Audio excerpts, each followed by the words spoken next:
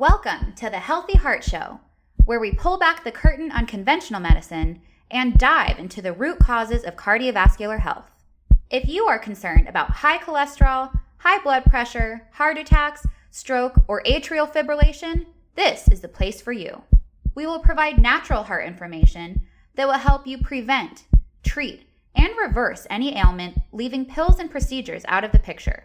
Here are your guides to holistic heart health, board-certified cardiologist and Amazon best-selling author, Dr. Jack Wolfson, and natural heart doctor, naturopathic physician, Dr. Lauren Latanza.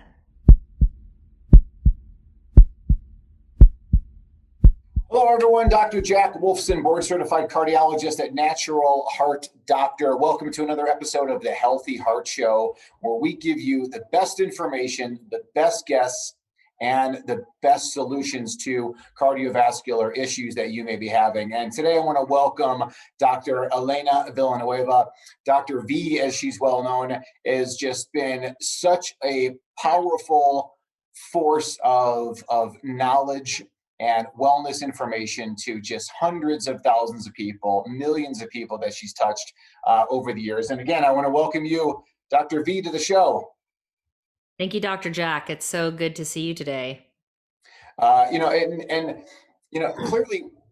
we as a society are suffering, and we're suffering from so many different things. And again, it's been such a traumatic couple years, and I really want to be able to dive in with our people to again help them out as we get through the trauma of the past couple years, and then also we'll dive into childhood trauma. Now, of course, I brought you on as an expert. You're a well-known, like I said, international speaker, health influencer. You've written books, you've done courses, you've been on all over mainstream media, and you're helping so many people.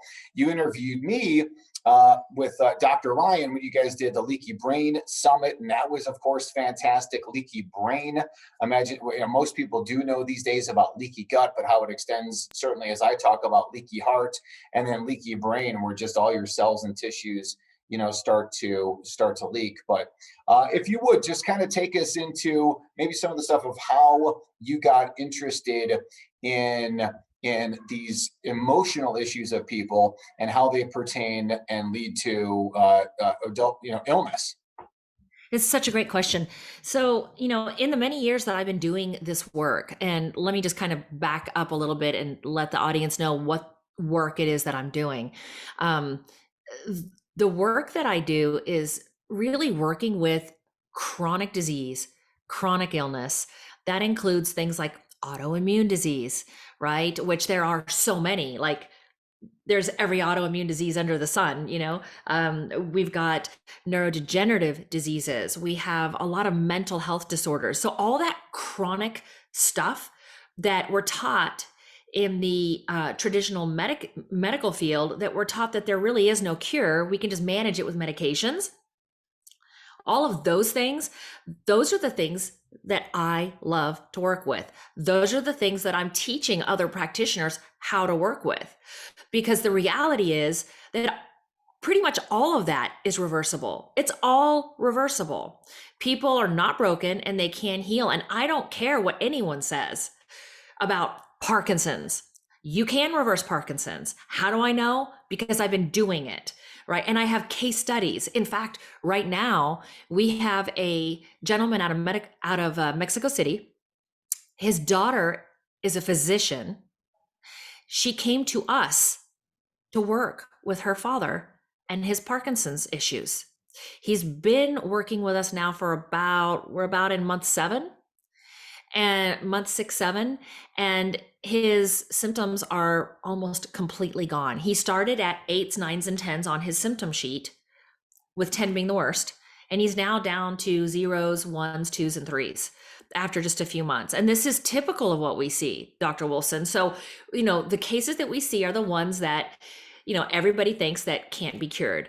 And that's the kind of stuff that we're working with. And over the years that I've been doing this work, I've always realized that there was a mindset or emotional component to healing. I mean, we all know that. But the depth to which we understand and resonate with that is what has been missing. I've been able to see this through the years. And ever since I started my practice, I have incorporated mindset and neurological repatterning and trauma work ever since the beginning, because I knew that that has a big impact. That can be just as big of a cause for chronic disease and illness as heavy metals or chemical toxins, right? And people just were not aware of that. But what's taken us into a much deeper dive into this type of trauma work and emotional release work and neurological repatterning work is the data that I've collected over the years, showing the results that we're getting with people when we add that component in versus when we don't. And so as we've taken a deeper dive into doing this work on a much deeper level, we are actually starting to see people healing faster than what we saw in the past. And so that's how I even got into that component of work. You know, I mean, I've always understood that as something that needed to be addressed if you're working with the whole person, mind, body, and spirit. And it's just over time and collecting data that we've been able to see that it warrants a much deeper dive into that type of work in order to see overall results in healing. Yeah, you know, my interest is certainly similar to yours in a lot of ways. My father was diagnosed in his mid 50s with Parkinsonism, and I was very, very, very early in my holistic career after meeting my wife, who would convert me into a holistic practitioner. After the Mayo Clinic said they had no idea why my father was suffering from Parkinsonism, and eventually they gave the label of progressive supranuclear palsy, which is similar to Parkinson's. No treatment. They said he'll be dead within 3 years, and there's no cause for it. And then I meet this young doctor of chiropractic, and she tells me all the causes of why my father is sick and dying. And all those different causes that we looked at, okay, listen, you know, your father eats poorly, he drinks too much alcohol, he's a Chicago-based cardiologist, so he's not sleeping and he's not getting sunshine and he's around all these chemicals and including radiation. But I never really had a grasp of the mental trauma that would have led to his illness as well. And it was only years later when it started again to kind of dawn on me that, you know, were there things in his childhood that obviously influenced his PSP or Parkinsonism later on? And then it also came to light a couple years ago, and he has since passed back in 2007, but it came to light to me of a significant adult kind of, I don't know, trauma or certainly an emotional challenge, where it came light to me that my father had a child with another woman outside of his conventional marriage, and he never had any relationship with that child. And I have no doubt that my father, who loved his children, and I would certainly describe him as a family man, to know that he had another child out there that he was not in communication with, I think it must have really destroyed his health. What do you think about that? Oh my gosh, absolutely. And you know, when we're talking about trauma, let's really make sure we're congruent with what the definition is. So it's not the event itself, it was his perception of the event. It was the perception of what had happened and what transpired through his lifetime that created the trauma or the changes in his biology, in his physiology, and even in his genetic expression. And so, you know, it sounds too like there could have been a lot of conflict. He wants to have a relationship with his son, but he's living this life, and because of what he believes to be XYZ situation, he never had that. So he lived his entire life in conflict. And things like that can cause really disastrous effects on the body. And so it's very understandable that if he had a son and he never had a relationship with that son, you know, that he could have had a lot of things going on with the stories that he created in his mind about what happened that could have really created a lot of illness and disease in his body.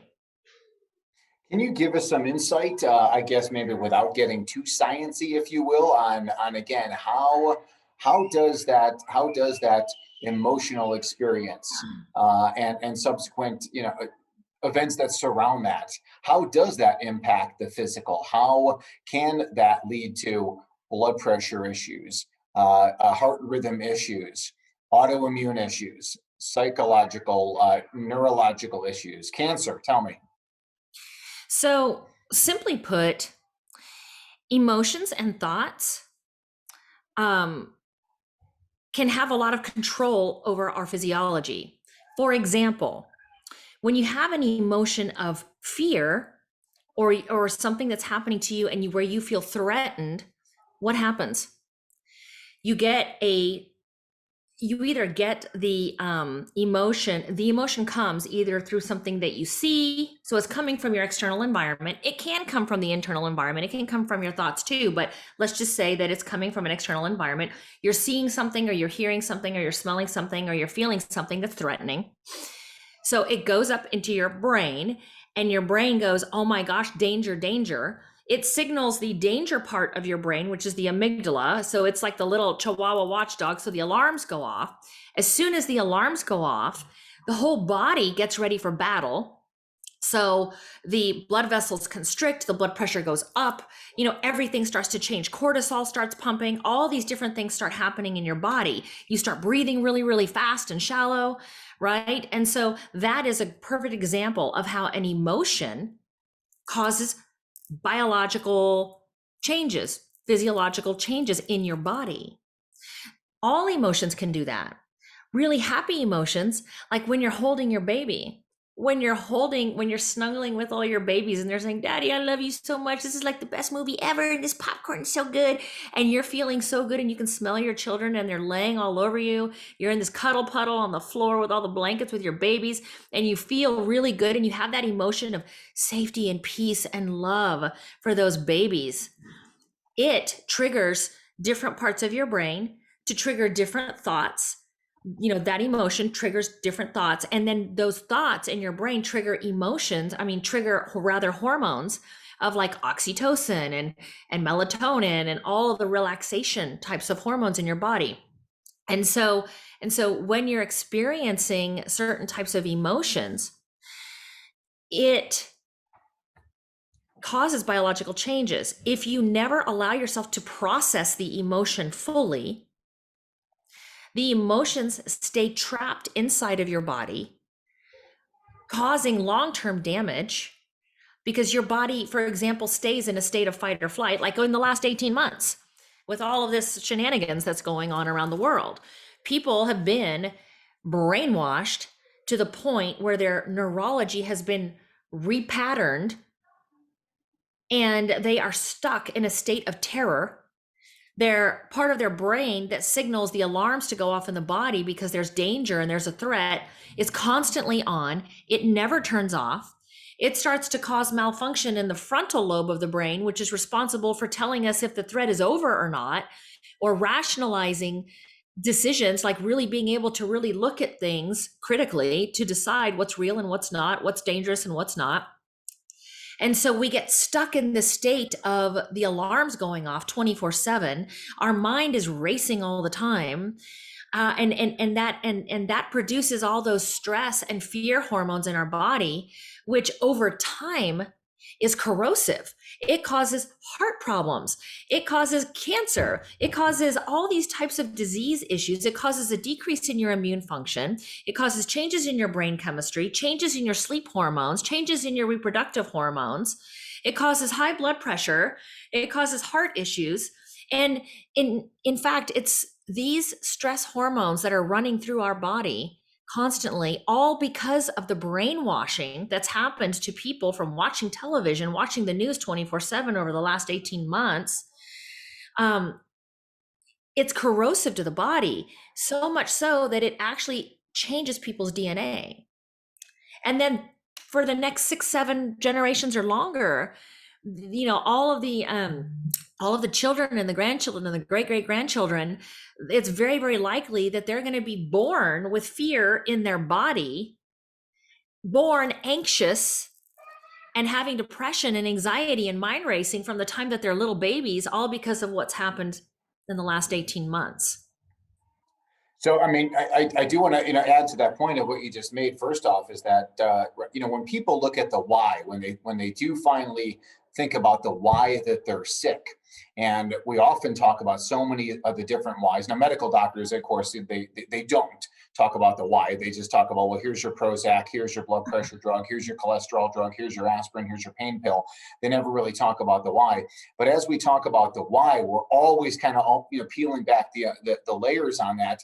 But what the point you just made is that what happened to your ancestors and stress, whether it's emotional, physical, environmental, all these different toxins, thought toxins, physical toxins, they impact the genetics, the DNA, the epigenetics, and you weren't even alive to even see it. But that stress that they were under generations ago, again, it gets passed on to onto you, and ultimately leads to some of your health issues. And certainly, from your standpoint, is, hey, I've got a solution to help you deal with it, right?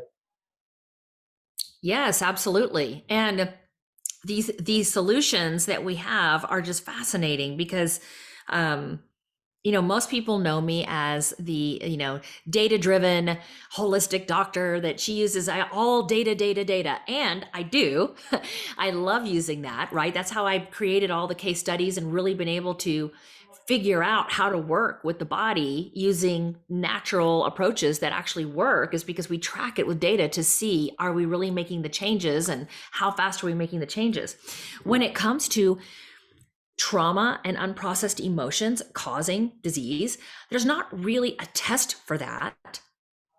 Although I have figured out how to track metrics to watch how the body improves as we take people through the trauma and emotional healing process. So I found a way to track some data. Now, what's really interesting with this is that when people have these issues that need to be dealt with, this is something that this is where science meets spirituality. A lot of people are hearing that, like, what does that mean? Science and spirituality, what does that mean? Well, let me explain it to you. In different words, it's where the Newtonian model of science, which is what we were all born into, and that's what we were taught in school, that's what we base all of our reality on, is the Newtonian model of science. It's where the Newtonian model of science meets the quantum model of science. And quantum is what some people call the spiritual or the woo, but it's science. And in fact, so much so, if any of the listeners are out there and going, well, that quantum stuff's not really real. Well, let me tell you what, MRI was based off quantum. The Newtonian model did not figure out the MRI. And the MRI is a really amazing imaging tool that we can use. So right now we're seeing a merging of science and spirituality, or rather these two different models of science coming together to be used to help people heal. And so when we're talking about trauma being passed down through the generations, we can actually work with an individual to help them break that chain of trauma that may have been passed down 4, 5, 6, 7 generations. And we don't do it with a drug or a surgery or a supplement even, right? This is where we get into the woo, where we are working more on a quantum level, more on an energetic level, on a conscious and subconscious mind, bringing them together to be congruent rather with one another, so that they can resolve some of these issues that have happened generationally. And when we, in essence, cut the cord on that trauma that's been passed down for generations, how do we know that what we did worked? Because we can see the physiological changes and improvements in the individual. So we're tracking and getting baseline measurements before and then after, and we can see the difference. So a really good example would be this individual who we've been working with, who has had trouble sleeping, had some other issues too. One of them was the sleeping. We resolved all the other issues. We found environmental chemical toxins. We found mycotoxins. The guy was eating foods that was just causing a lot of inflammation. He was working too hard, so he wasn't moving his body enough. He was working all the time. So we addressed all these things like in the first year. At the end of the year, we reevaluated. We looked at all the labs. We saw the like massive improvements in everything. In his symptom sheet, like pretty much everything that he had previously was gone, except for the sleep. The sleep had improved somewhat, but the sleep was not. So we were like, okay, let's dig a little further. What have we not looked at yet? And we were like, okay, let's go into a history and let's do a little bit of work on the unconscious mind, conscious mind, mindset, constructs, belief systems, all of those things. So as we took him through that type of work in year 2, we discovered that like 6 generations ago, one of his uncles or great grandfathers experienced famine and became terrified to go to sleep because he thought he was going to die. How did we find this out? Not because we picked up the phone. We found it out doing something called quantum time technique and a resonance repatterning, where we can take the individual, bring their unconscious mind more to the surface where their conscious and unconscious mind can communicate. And this individual figured it out, said, oh my God, this was 6 generations ago. Oh my God, it was my great grandfather. He thought he was going to die because they were going through famine and they were starving. And it made a lot of sense when he figured that out, because he knew that his father had had trouble sleeping and he knew that his grandfather had had trouble sleeping. So he was able to go back a couple of generations. So we took him through the processes of releasing those generational traumas. He's sleeping now. And not only is he sleeping, his son, who's 2, who was not sleeping either, like waking up, like even when he was 2 years old, he was like waking up a couple times through the night, not because he had colic or anything else. He just wouldn't sleep. He started sleeping. And so this is how amazing this type of work is. And like right now, do we have like all the tests and all the data and all of the Newtonian model science stuff to quantify this so that we know that it's real and it's true? No, we don't have that yet. And you know what? It doesn't mean squat, because we can see through history of human evolution and the history of science that just because we can't understand it doesn't mean that it's not true. And as new information comes available, what we thought of as truth changes.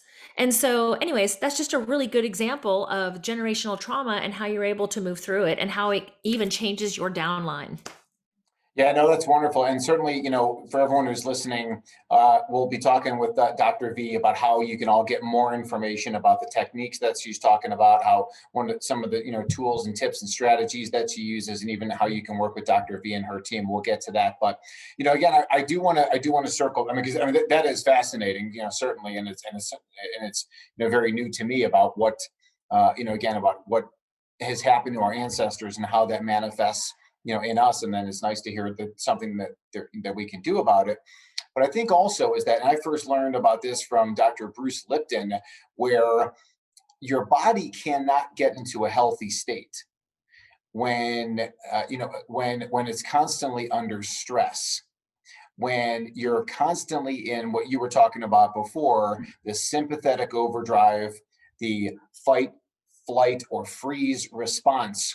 When you're constantly thinking you're getting chased by a tiger because of worldwide stress, financial stress, emotional stress, whatever it may be, when you're constantly getting chased by a tiger, well, your body's not concerned with repair and relaxation and digestion. So again, you never start to deal with oxidative stress and inflammation. You never stop to, your body never has time for the liver to fully repair itself, the kidney to repair itself, for cellular cleansing, autophagy, mitophagy. Because again, when you're constantly being chased by a tiger, your body is only concerned about escape. It's not concerned about repair, correct?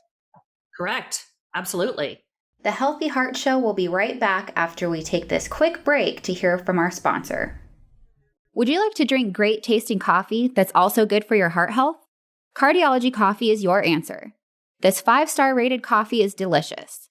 It's a gourmet coffee that begins with whole organic beans, hand-selected and carefully roasted. It's tested and certified to be free of pesticides, mold, and other toxins. Cardiology coffee is great for your heart, and you're going to love how it tastes. Order now online at cardiologycoffee.com. Now back to the Healthy Heart Show. And a lot of people have been stuck in that state of fight or flight. I call that the amygdala hijack. They've been stuck in that now for, going on 2 years. And we are just doing as much work as we can to educate people around the world on what trauma is, how trauma and unprocessed emotions can really make people sick, and what solutions are out there, because people are not broken. There are answers and there are solutions, and you've heard me say that. That's one of our taglines. And so it's just about getting out there, getting the word out there to educate people that there are things that can be done about it. Now, when you think about what's happened over the last couple of years, because I've written about this, and again, all the different links between anger and cardiovascular disease, stress and cardiovascular disease, depression and cardiovascular disease. But one of the things that I found most troubling and something difficult to deal with is this concept of social isolation and its links to cardiovascular disease, cancer, dementia, neurologic disorders, etc. And social isolation now is at an all-time high over the last couple of years. So what do you think about social isolation, and obviously what it's done to society? Well, it's really it's frightening and it's disheartening to see what's been happening to people who have been bamboozled into believing that they need to socially isolate. And what's even worse is that they're not seeing how it's affecting them, or they're not putting two and two together about how it's affecting them. Humans are not designed to be alone. And, there are a lot of things that can be said about the consequences that come from long-term social isolation. I mean, it's been used to torture people. Social isolation has been done. They still do that to this day in some of the high security prisons. They'll isolate people. But something about social isolation that fits more into the quantum field of medicine, or the quantum field of science, that a lot of people are not aware about, is that our energy field expands about 6 feet from us. We are energy, Dr. Jack. You know that, right? We just in the Newtonian model of science, we don't really teach or talk about that a whole lot, but in the quantum model, we do. And even in the Newtonian model, we know that we all resonate at a certain frequency. We know that. That's fact. And so what a lot of people don't know is that our energy field, that it comes from the heart and it comes out and then makes like a circle and then comes back in like this. And it goes out about 6 feet. Isn't that interesting that they're telling people to stay 6 feet apart? There's no science behind staying 6 feet apart so you don't get a virus. My God, come on, people. There's no science behind that. As far as the virus not traveling more than 6 feet, but there is science behind it in that our energy field expands 6 feet. And we are all connected. We are all connected. It's hard for people to really understand that until they get more into the quantum science and start understanding, but we are all electrical fields, and we all connect to each other via electricity, via like electrical fields. And so it's, when you start separating people and they can't connect, there's going to be a big shift in the energy of the planet, and it's going to cause a lot of people to become more sick. Yeah, I mean, and can you imagine, these people that, say you're the matriarch or the patriarch of your family, and you've lived, a long life, and you're 85 years old, and now you're hospitalized and you have pneumonia, or you're dying of cancer or heart failure or kidney failure, whatever it may be. And these people that have been surrounded by their entire family for their entire lives, and now they're dying alone, they're dying with strangers. they're dying alone in nursing homes of what this catastrophe of what's happened, and there's been absolutely no purpose or to doing it, and it has only served to further divide, further increase the anger, further increase the depression, and all these things. And I think the downstream sequelae of what allegedly was told to us was the right thing to do, like you said, with social distancing, and masks, and all these other things that people have done over the last couple of years, and the recommendations from the powers that be, it's just really served to destroy the health and wellness of so many people. And one of the things I love to talk about is the science that says that people who own pets, specifically dogs, they tend to live the longest and live the best. And why is that? Well, there's a lot of value, I think, to having a dog as a pet. But I think, as you pointed out, one of those things too is that the dog has this frequency. The dog has infrared energy that it is releasing into us, and we are releasing it into the dog. So again, this whole thing about humans and connection that has just suffered for the last 2 years is really problematic. How do you take people out of this now? I mean, let's hope that, again, that we are on the downside of, as you've said, this debacle, and the shenanigans and all these things. We're on the downside of all of this, hopefully, and we're going to come out of this into a world where, again, how do we help to recover people from the emotional and the stress and the trauma of the last 2 years? Well, first of all, we can only help the people that are looking for it. Honestly, there are some people that are so afraid that they're not looking for the help, and we can't help those who aren't looking for it. And we certainly can't change anybody's mind. A lot of us were screaming at the top of our lungs last year, warning people, hey, the BS meter's going off here. We have the education, and we're seeing things that are just not congruent. We're seeing things that we believe to be lies. A lot of people would not hear it. That was really, really frustrating. But now that we've moved past that, there are a segment of people who are looking for help, and hopefully they continue researching online, and they find people like you, and they find people like me, and they find people like you and I. We have a whole circle of people who are health influencers and doctors and scientists and researchers and investigative journalists who are out there speaking truth, and we're out there giving people answers and giving people hope and giving people solutions. And the best thing that we can do is Dr. Wolfson, is for you and I and all of us who are speaking our truth, is to continue speaking our truth. If we continue speaking our truth, the people who are looking for us are going to find us. Well, and certainly, we will, you and I know, again, and we do, associate ourselves with so many people, and we're not going to necessarily appear on all the mainstream media, and CNN is not going to be calling either one, you or I at this time to be talking about, hey, how do we get people healthy these days? Because they're only trying to sell fear, propaganda. They're trying to sell pharmaceuticals, trying to sell, their advertisers, and that's where that all goes. So we always tell people to unplug and not watch that. And I think most of our listeners and viewers are not going to be doing that. Let's take a moment though, because I do want to address certainly childhood traumas, and I'll have you unpack that. But there's been a couple of recent articles in the Journal of the American Heart Association in 2020. They published something about childhood traumas leading to adult onset cardiovascular disease, higher risk of heart attacks, higher risk of stroke, higher risk of cardiac death. There's concern certainly about atrial fibrillation and other heart rhythm disorders as it pertains to childhood trauma. So if you would kind of unpack that a little bit. First off, tell us what exactly, how would you define the childhood trauma? How do we assess that?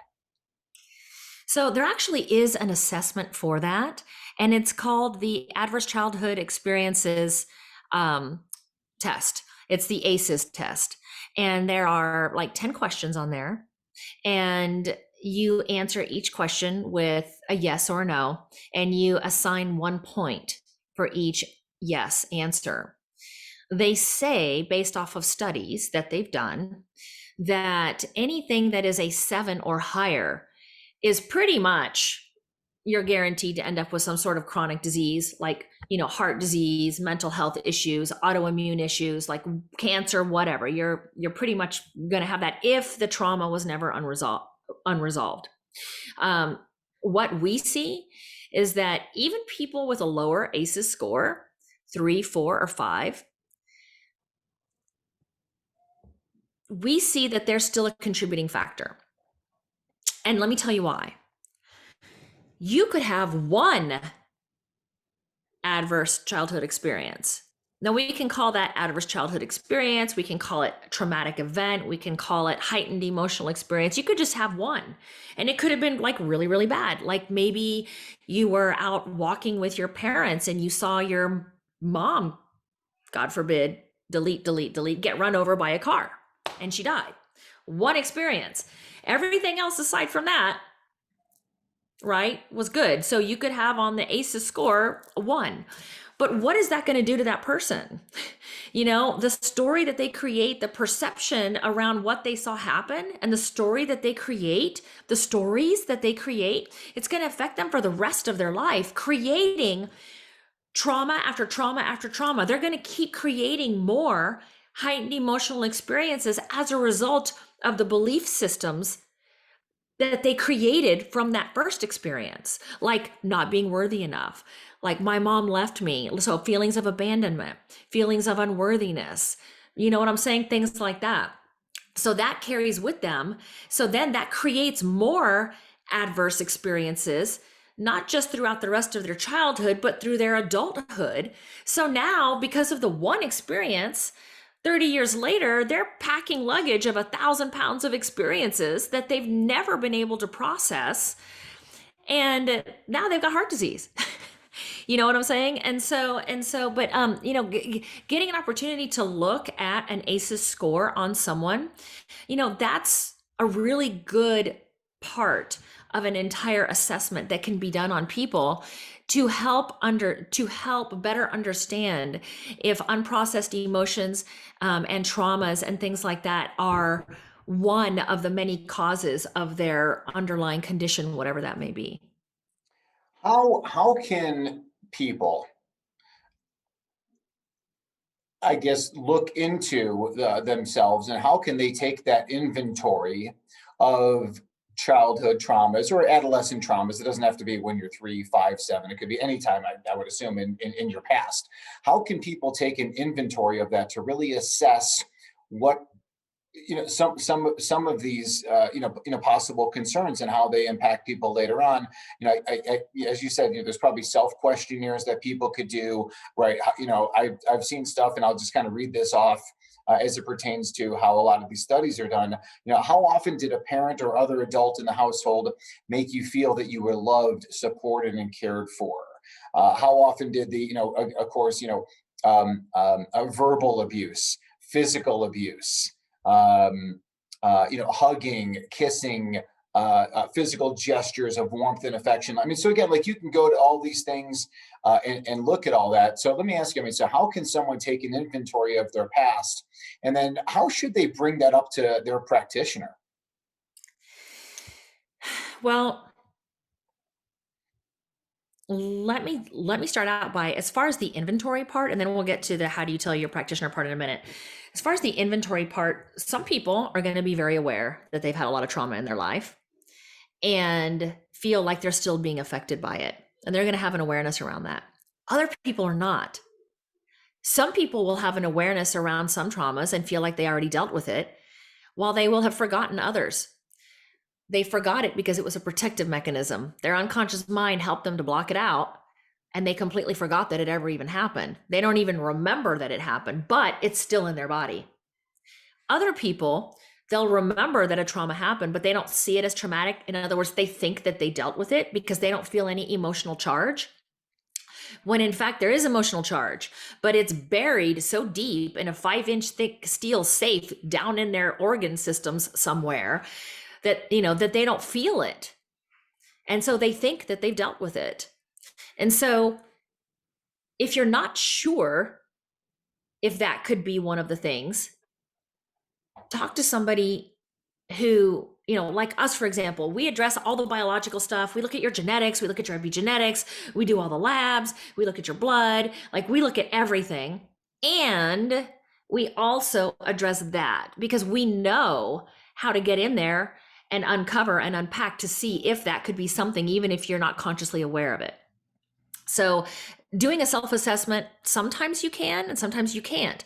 If you've tried, this is a good one though. If you've tried everything else, if you've been to the really awesome holistic or functional or naturopathic doctors and you did all the labs and you've done all the things and you've been really diligent about it and you've gotten rid of all the toxins and your labs show that your gut's healthy and you're not having any immune responses to your foods and like everything is looking good, your nutritional status is good, like everything's good, and you're still feeling off, that could be a trauma or an unprocessed emotion that you're just not consciously aware of. So that could be another way to assess yourself as well. That could be something you haven't looked at. As far as talking to your doctor, your practitioner about it, talk to them about it. Tell them. And if they give you this kind of like deer in the headlights look, because they don't know, like they're kind of like, I don't know, go, let me write a prescription for you to go see a psychologist or a psychiatrist. That's probably your clue that they really don't understand this type of work.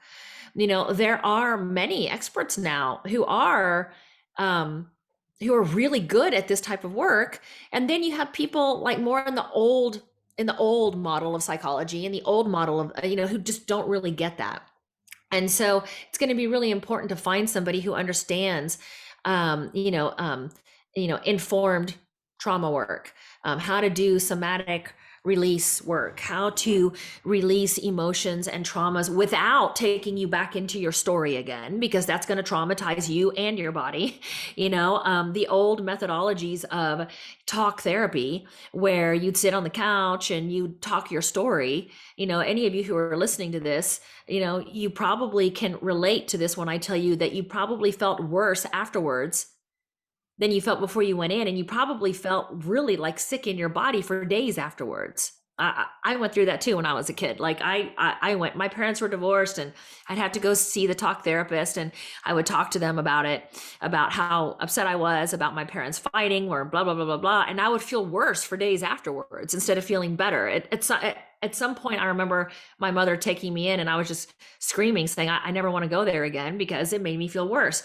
What happens is that when you relive your story, when you're talking about it and you start feeling the emotions and you're crying and because you're feeling it again, do you realize that your body and your mind don't realize that it's not happening again? I mean, your brain is different from your mind, right? Your brain realizes it was in the past, but your body and your unconscious mind thinks that you're right back there again because you're reliving it. It's very toxic and it doesn't fix things. In fact, it can make it worse, and it can create those neurological pathways that are keeping you in that state of hell. It makes those neurological pathways bigger and stronger because you keep reinforcing them by talking about your story all the time, all the time, all the time. And so we want to break those neurological pathways, and we want to create new neurological pathways with new perceptions and new stories so that you can put on a new set of lenses and you can see yourself and the world around you in a very different way that you've never seen before. And so, if you go and you talk to your doctor and you're not getting the response that you're looking for, go back and ask Dr. Wolfson, say, Dr. Wolfson, who do you know who can help me with this kind of stuff? Start looking for people who are trauma informed, who can help you in a way that's really going to work for you instead of make you worse.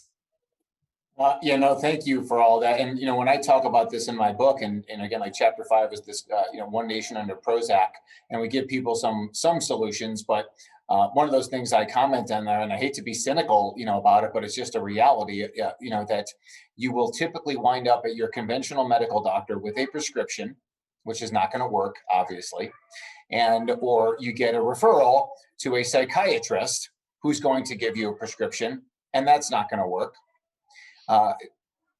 And even as you're saying, it's like I usually tell people, and I mentioned this in my book, to see a psychologist and social workers and stuff like that. But even as you said, if they're practicing old school methodologies, even of talk therapy as a psychologist, And for people that are basically, some people, this is subconscious and not at the forefront of their thought, but especially for people who do kind of keep replaying these childhood traumas or even adult traumas.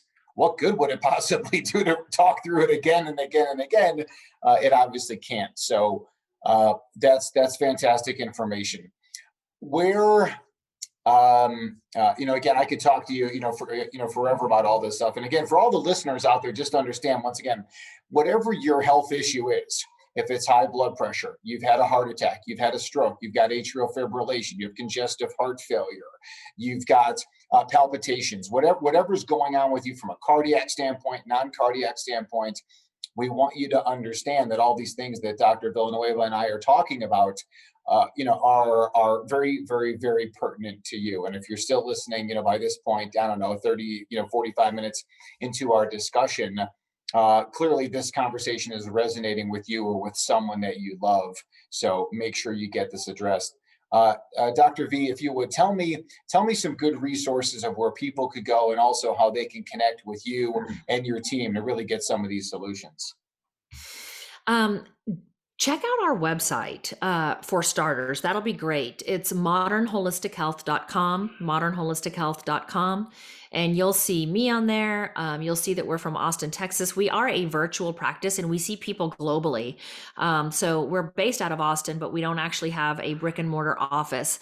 And so the good news is that no matter where you are, if you want help, you can reach out to us. We have a mental health masterclass that launches a couple of times a year. The next launch is going to be in December, right around the holidays. We feel like a lot of people are needing it right now, and we want people to not feel hopeless and not feel like they're broken and there's something wrong with them. So we go into the science behind all of the different most common underlying causes of mental health disorders and neurodegenerative disease. And we go through case studies showing you our own clients and how we've taken them through the process of completely reversing their issues and getting them off their medications and all of that. It's fascinating. We also launched this year a much needed 5-part series, Mastering Trauma Masterclass. And we have the same type of format. We go through all of the science over the course of 5 days, teaching you what is trauma, how does it affect the body? We go through all the science behind it, showing you all the studies. We talk about the ACEs score. We talk about how traumas can cause heart disease. We go into all the science behind that, and then we show case studies. I even have a client right now. She just made us the most beautiful testimonial. Her doctor told her that she was at an 85% risk for heart attack and heart disease. She's down to 5% now. She's been working with us for about 7-8 months. So not even a full year. Our programs are a year long. And it was just a beautiful testimony. Her blood pressure that she's never been able to get under control is back into normal range. What did we do? We did all the things, including the emotional and trauma work with her, including that, because anger and anxiety cause massive disruption to the cardiovascular system, right? So we definitely have to work on that and figure out what the root cause of that is. But modernholistichealth.com, check us out there. You can sign up for our newsletter if you want.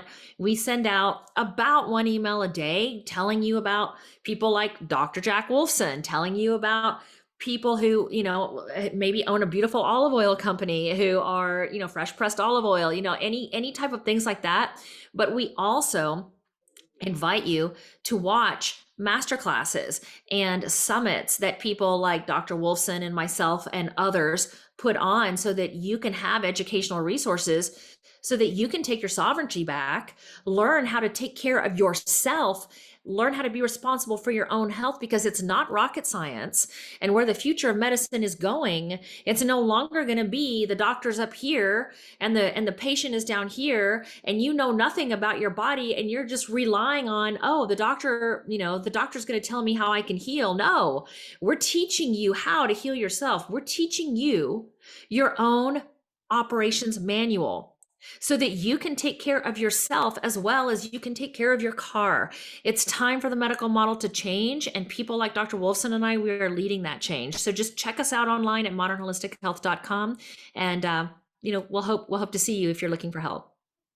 Yeah, no, that's, again, you're such a valuable, resource, and all this stuff is so, so important for everyone who's listening. Again, when you've reached the end of the rope, and maybe again, you've done everything for your health condition and you're still suffering. You've changed your diet, you've changed your lifestyle, you've done detoxification from mold and environmental toxins, and you're physically active, you're doing everything, but you're still not where you need to be. Certainly now you got to take a much deeper inventory into these issues that Dr. V and I have been discussing over the last 45 minutes. And you're certainly welcome to focus on those at the beginning of your health journey as well. But again, they need to be paid attention to. So Modern Holistic Health, Dr. Elena Villanueva, and again, all your master classes and your information and your emails, I find them so, so informative, and I'm appreciative to be on your list and subscribed to be getting all that as well. So again, Dr. Elena, thank you so much for your time. This has been another fantastic episode of the Healthy Heart Show. We welcome you to enjoy your 100-year heart, the best in health and wellness to you always and forever. Be well. Thank you. That does it for today's episode. Thanks so much for listening to the Healthy Heart Show. Please help us get the word out by liking and subscribing to our podcast and our Facebook page, Natural Heart Doctor. Please show support for our podcast sponsor, Cardiology Coffee, your resource for organic, antioxidant-rich, mold and pesticide-free coffee shipped straight to your door. Learn more by adding @cardiologycoffee on Instagram and visiting cardiologycoffee.com. This podcast provides materials for information and educational purposes only and should not be considered medical advice. We encourage you to contact your physician for any of the health issues discussed here.